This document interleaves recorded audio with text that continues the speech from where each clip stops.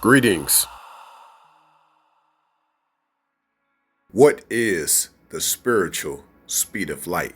Previously, I did a video talking about the spiritual speed of sound, and I said there wasn't really a limit for it. With light, there is a limit, but it's well beyond sound's limit, to infinity and beyond. Light itself is recorded at the speed of 299,792,458 meters per second, or that's equivalent to 186,000 miles per second. To put this in context, where it is written, "Let there be light," one could argue if that was based on the natural speed of light or not. Because when it was written, "Let there be light," that took place instantly. Light speed in light years isn't necessarily instant. The spiritual speed of light is infinite, given that it's instant. But infinity is just what's beyond light speed's limit. And as I said earlier, to infinity and beyond, there is something actually beyond infinity. But this is where you get into the spiritual realm of the spiritual speed of light and how it's instant. Basically, the spiritual speed of light is exactly what is not to infinity and beyond, but rather what's beyond infinity, what I would like to call heavenly measurements. Once you get to infinity, there's an infinity in one. Just like you get to 100, there's a 101. Basically, anything beyond infinity is what we like to call what's beyond measure. You just didn't know that. If you know, you know. But now you know. And as it is written, the Creator can do unto us exceeding abundantly above all we could ever ask for or think, according to the power that worketh in us. That power is the actual spiritual speed of light, limited only by the power that worketh in us, basically only limited by us, despite its infinite power, to infinity and beyond.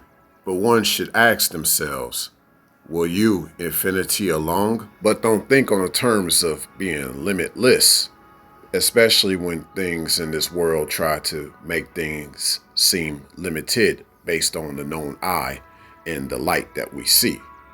It's about just asking yourself, have you been limiting yourself?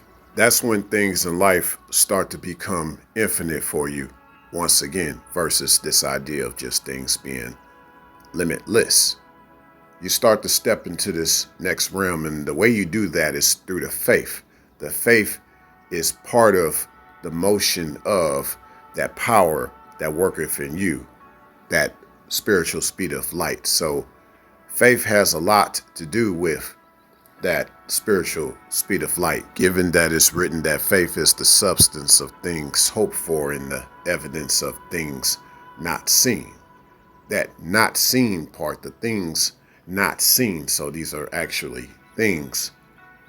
It's within that infinite realm that your faith has to be activated in, even if it's something you can't see with the known eye.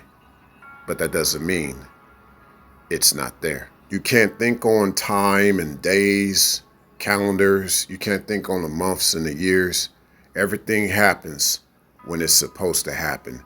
And a lot of times it could have happened sooner if you weren't so much thinking about what was later. And love is part of that infinity too, as you can see on the screen before you with the XY, so XY chromosomes. People limit love. They don't make time for love and then waste somebody else's time. Spirituality, the endless rail that we can't fully fathom in this lifetime. Just know that there's always more ahead.